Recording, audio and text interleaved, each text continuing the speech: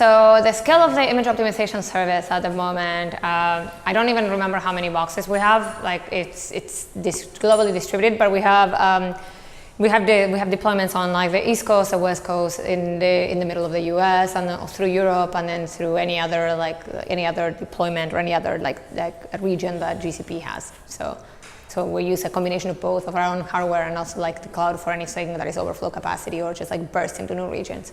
So like as I mentioned in my talk, there's many problems or the many challenges. I wouldn't say necessarily problems, they're just challenges about having to do computations in a way that is fully distributed, non-centralized, and then you actually have to, like, they mostly deal with like making sure that the pieces in your infrastructure or the piece in your system interact together to do the thing that you're trying to do in a way that actually like is helpful. But these pieces can be just like unreliable, like working together is hard even as humans.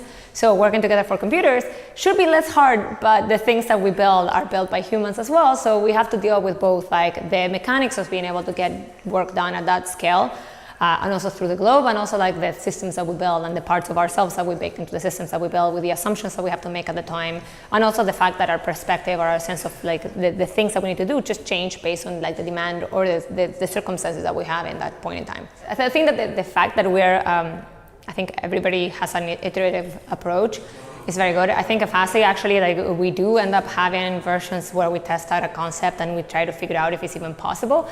And those are kind of an interesting thing because we don't really, like, we're doing things that are new.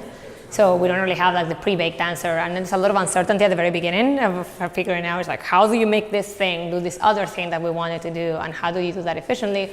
And it so happens that when you're doing something new, like you just don't know you don't know how it's going to look like until you're in the middle of the process. So at that point, what you need to do is make sure that you revisit those assumptions and you fix them along. So I think in that sense, like, yeah, like Fastly has been very good about letting us just go back and be like, okay, does this work? Does it work in the context that we need it to work? And if it doesn't work, we can just go back and change it. So now I'm in management. So what are the skills that I look for whenever I'm considering stuff? I think adaptability is interesting. Just curiosity also helps a lot. It's like you need to be able to go and see like what happens with the circumstances or what do you do.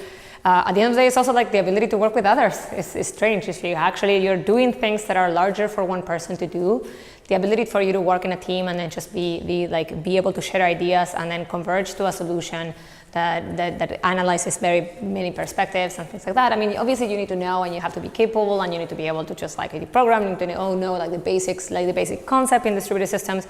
But those you can just like learn by reading, and just also you can learn by studying. But at the end of the day, if you're building these things, it all boils down to like how big or how good the team is and how well it gels together and how big of a task you can get done with the people that you have.